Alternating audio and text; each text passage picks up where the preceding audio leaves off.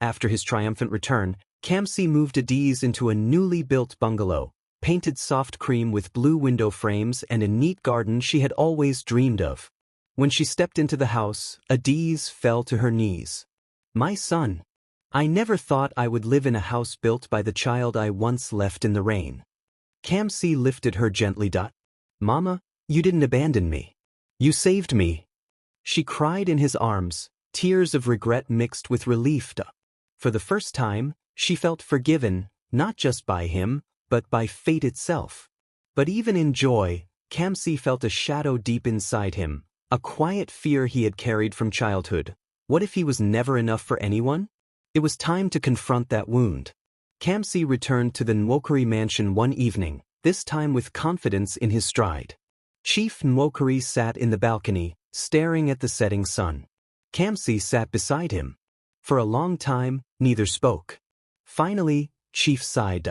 "I have lived with wealth, power, and respect. Yet the biggest thing I ever lost was the chance to love you early." Kamsi's throat tightened. Chief continued, voice trembling. "Sometimes, pride makes a man blind. I saw you as a reminder of what I could not give your mother.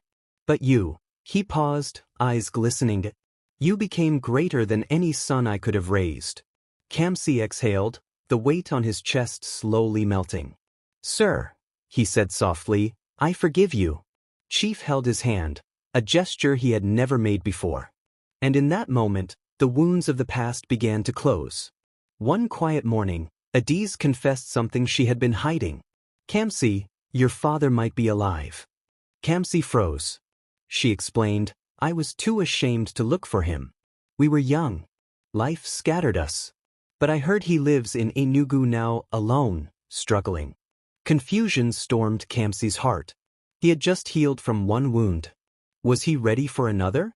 He traveled to Enugu that weekend, his hands shaking as he knocked on a rusty door. A thin elderly man opened.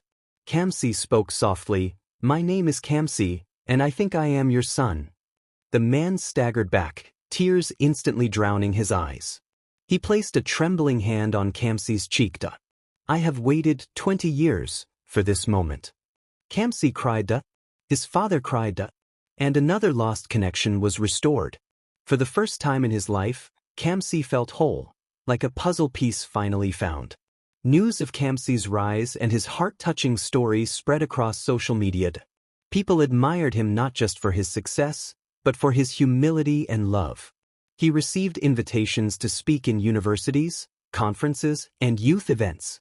Everywhere he went, people repeated the same line: "You give us hope." He started a foundation for orphans and abandoned children, naming it the Rainlight Foundation, after the stormy night he arrived in the world. Children began calling him Uncle Kamsi, running to him whenever he visited. Each time he saw them, he whispered silently, "I understand your pain, but your end will be beautiful." For years, Kamsi had avoided relationships. He feared attachment. He feared being unwanted again. But fate had other plans. At a charity event, he met Chinaza, a calm, intelligent young woman with bright eyes and a warm spirit. She spoke to him like she had known his soul for years. When he asked why she admired him, she smiled gently. "Because you are strong, but you allow yourself to feel." Her presence softened him. Her voice calmed him.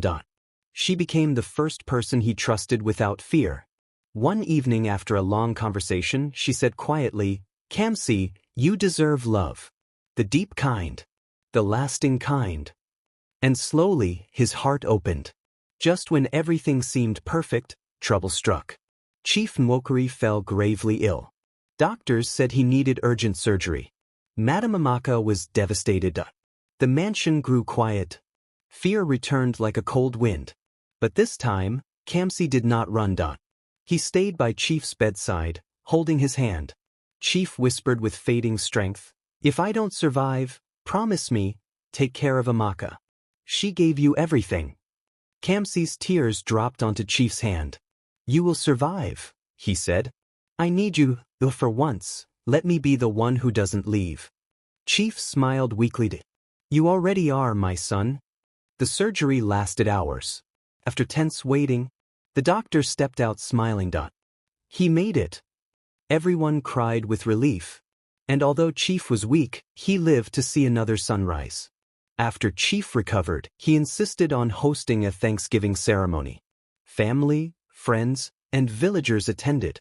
Chief stood up, frail but proud. Years ago, I rejected a child who brought nothing but honor to my name. Today, I stand before you to declare him my son, not by blood, but by destiny. He placed his hand on Kamsi's shoulder. The crowd clapped. Madam Amaka cried. Adiz cried. Even Chinaza wiped her eyes. Kamsi felt a warmth he had waited for his entire life. He finally belonged. Kamsi knew Chinaza was the woman his heart had been waiting for. One night, he took her to the rooftop of the Rainlight Foundation building. Lights sparkled across the city. The sky glittered with stars. Kamsi knelt on one knee. Naza, I started life with nothing. Then fate gave me two mothers, one father, a second chance and purpose. But the only thing missing is you beside me forever. Chinaza gasped as tears fell. Yes, Kamsi. I will marry you. They hugged, two hearts writing a new chapter of love. The wedding was grand, emotional, and filled with cultural beauty. Adiz danced with joy. Madam Amaka wept as she tied the wedding wrapper around Kamsi. Chief Nwokorie walked him proudly down the aisle. Everyone who once doubted him now celebrated him. And Chinaza looked at him like he was the son she had waited her whole life to see. At the reception, Kamsi gave a short speech. My story began in the rain, but today, it ends in light. To every abandoned child out there, you are not broken. You are becoming.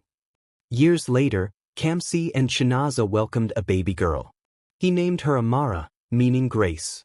As he held her in his arms, Kamsi whispered, You will never feel abandoned. You will know love from day one. His life had come full circle. He built schools. He expanded the Rainlight Foundation. He helped thousands of children who had no one to call family. Every night, when he looked into the mirror, he no longer saw the abandoned boy. He saw a man transformed by love, forgiven by destiny, and chosen by life. And so, the child who was once left in the rain became a father, a leader, a bridge between pain and hope.